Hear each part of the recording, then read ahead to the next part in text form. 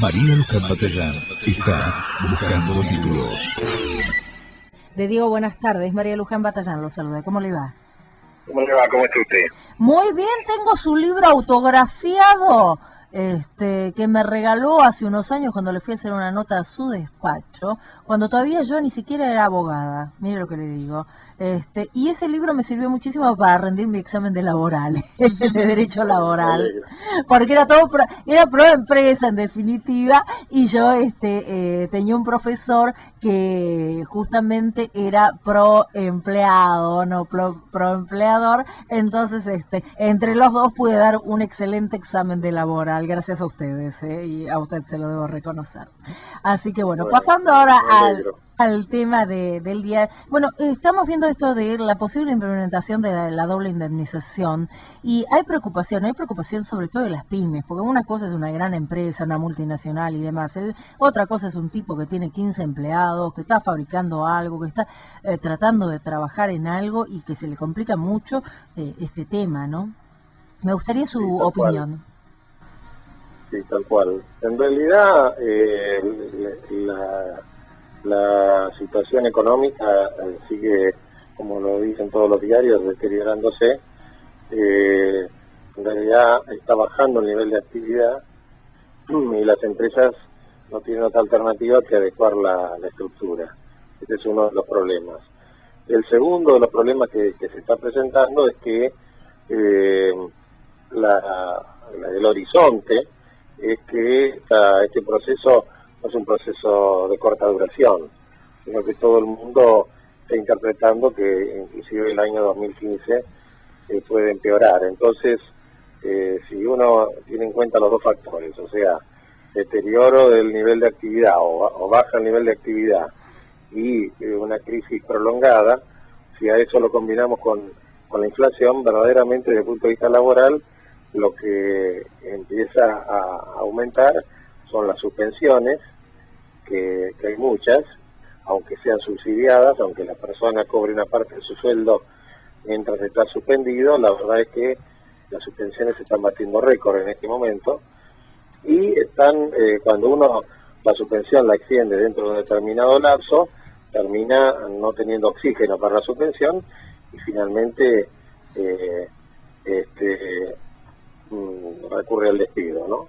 Sí. Entonces, en el régimen que tuvo vigencia hasta hace unos 4 años aproximadamente, que era la ley de emergencia económica, el Poder Ejecutivo había dispuesto que para enfrentar la crisis que en realidad nació cuando asumió el expresidente Néstor Kirchner, por el año 2002-2003, se había establecido que para desalentar los despidos se fijara una doble indemnización. Y técnicamente la ley decía que se prohíben los despidos, pero si se produjeran, en lugar de pagar un mes de sueldo por año de antigüedad, o fracción mayor de 3 meses, había que pagar 2 meses de sueldo por año de antigüedad o fracción mayor de 3 meses, tomando la mejor remuneración mensual normal y habitual de la persona, ¿no? De Diego, buenas tardes. Luis Caturín lo saluda. ¿Cómo está? ¿Qué tal? ¿Qué dice?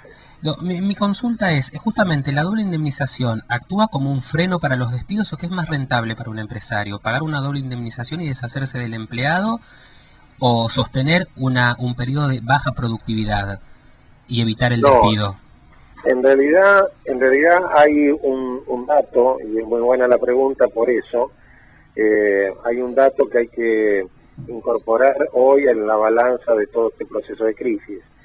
Un empleado hoy para una empresa, en realidad son 2 capitales. Uno, el que significa la persona que tiene buen desempeño, pero la otra es la capacitación que tiene invertida la empresa en ese empleado.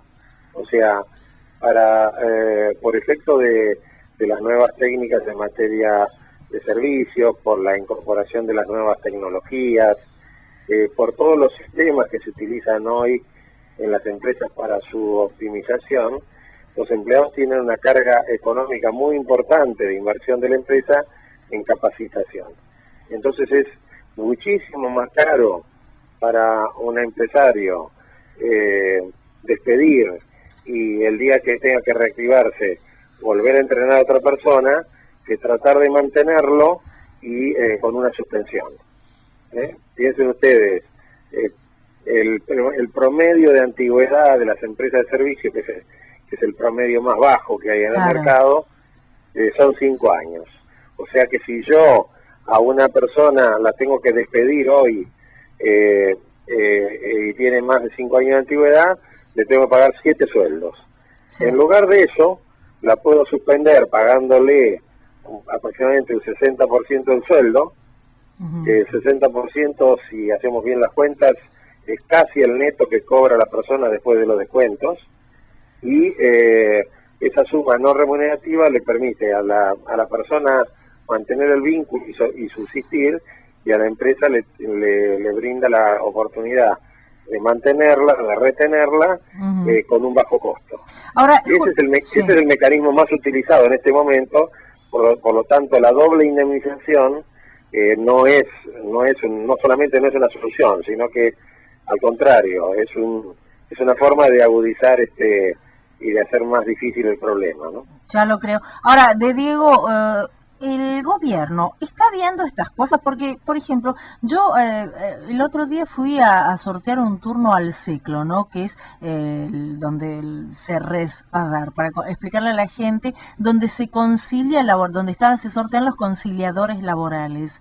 Hacía tiempo que no veía tanta gente. Esto me da la pauta de que hay alta conflictividad laboral. Esto es claro.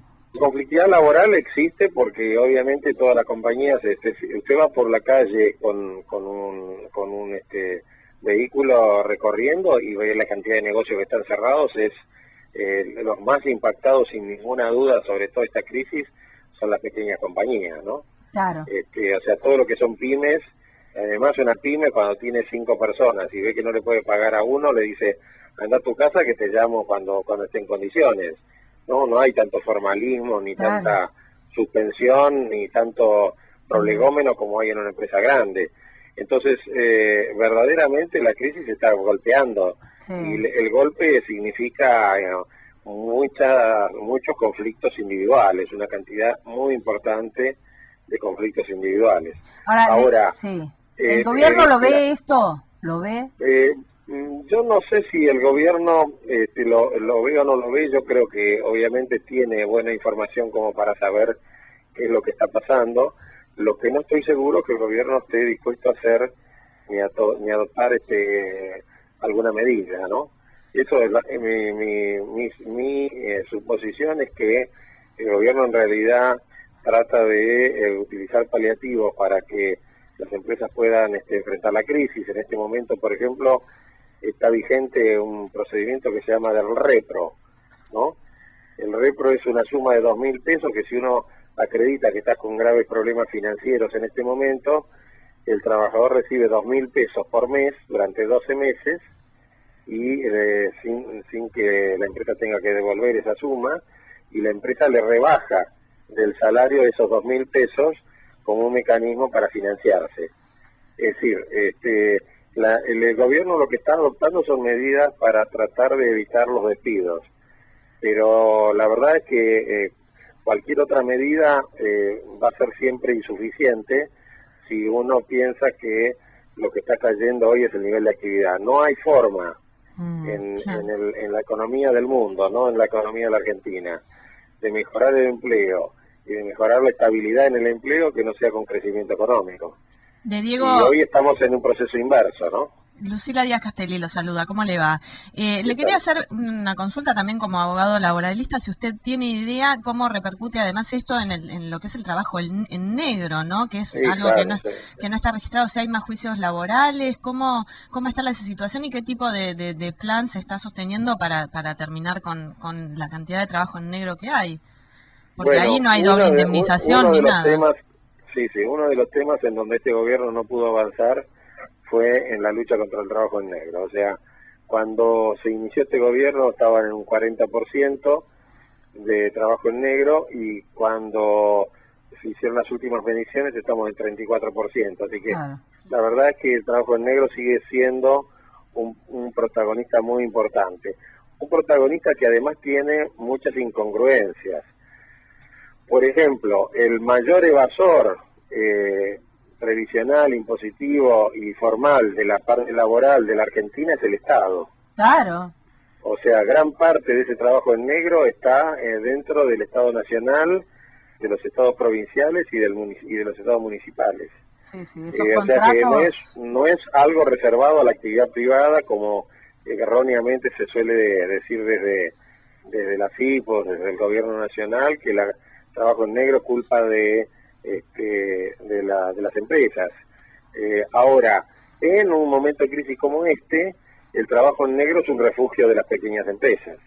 Claro. Eso está clarísimo para mí. O sea, cuando uno está frente a una situación de crisis, lo primero que hace es tratar de ennegrecer la economía de su pequeña empresa, de su pequeño kiosco, de su pequeña panadería, porque si tuviera, lo primero que va a dejar de pagar son los impuestos y las cargas sociales. Claro. Ahora, así que para la crisis terminar, contribuye a aumentar el trabajo en negro, eso seguro.